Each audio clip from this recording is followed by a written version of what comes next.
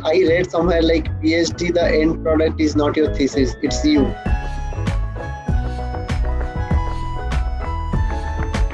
And generally, as I would like to quote Helen Keller here, the highest result of education is tolerance. So, PhD degree is considered like, it's like the top of the pyramid. So, what do you think, apart from education, what skills did you imbibe in your doctoral journey?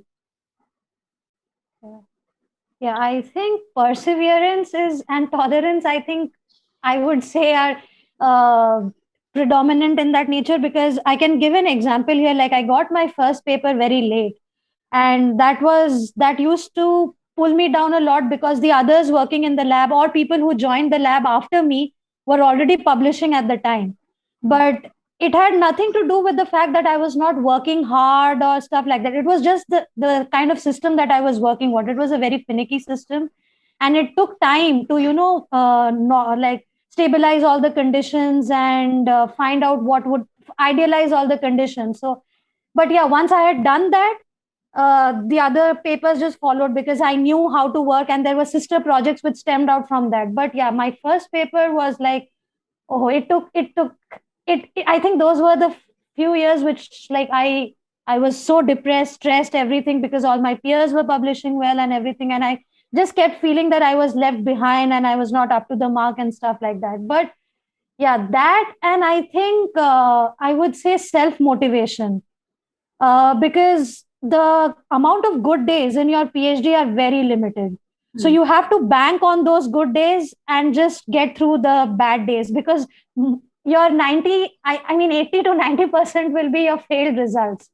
So those are the days where you need to cash on your good days, be self motivated, and just move ahead. So I think how I grew as an individually, as just a very passionate person who wanted to do science, and when I graduated, was I think I became more self motivated and yeah, more patient, I would say.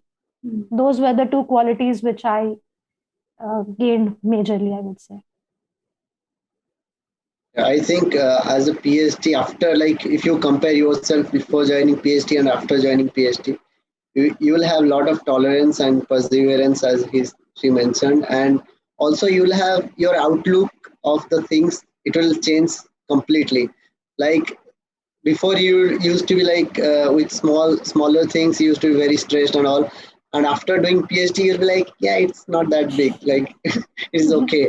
And during this process, actually, you will meet a lot of people. You think that you have a bigger problem, right?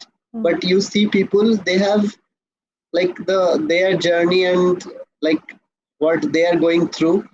You will be inspired, because like if I meet some people who is like a lady or something who is already pregnant and doing research, and after maternity leave, after that also she's continuing, so that will be like kind of inspiring for me, because I'll be thinking, oh, I have this much problem or something. But those things generally inspire us. Like you see other people, like you think that I am going through a lot of difficulties, but after looking at other people's and you look up to them, so that thing will inspire you. And you should also learn from others problems and others failures, that you should take that as an opportunity, that you should not do the same mistakes if you're doing a PhD. And apart from that, I think what else? Yeah, I think Sika, you want to suggest? we learn to market ourselves. We go to Yeah. different conferences. It really boosts our confidence. Yeah.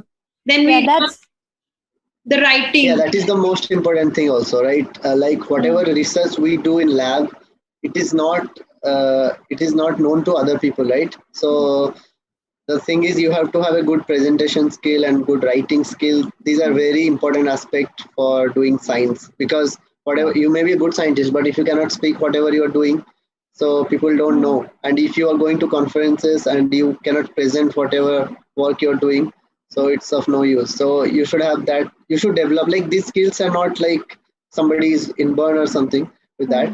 But I think you should learn from people. You should like look at others and like how they are presenting. Some of them might be like really good at it, so you should learn these qualities. and all these skills actually during this process. Because PhD is a learning process, right? It's not like you know everything. You don't know. That's the thing. You don't know, and you want to learn. So you keep learning these things in lab or outside with by collaboration, and yeah. So you should learn as much as you can, so that, because as I read somewhere, like PhD, the end product is not your thesis. It's you. Yeah. Like in the end, nobody will read your thesis after few years, unless you have done some like groundbreaking research or something. Otherwise nobody will read. So it is you who is the product of that PhD. So it should reflect on you, that whatever you have done, you don't have to like convince people that I have done a PhD. So they should know by your work and by your uh, presence. Yeah. Yeah. So you're more evolved as a person.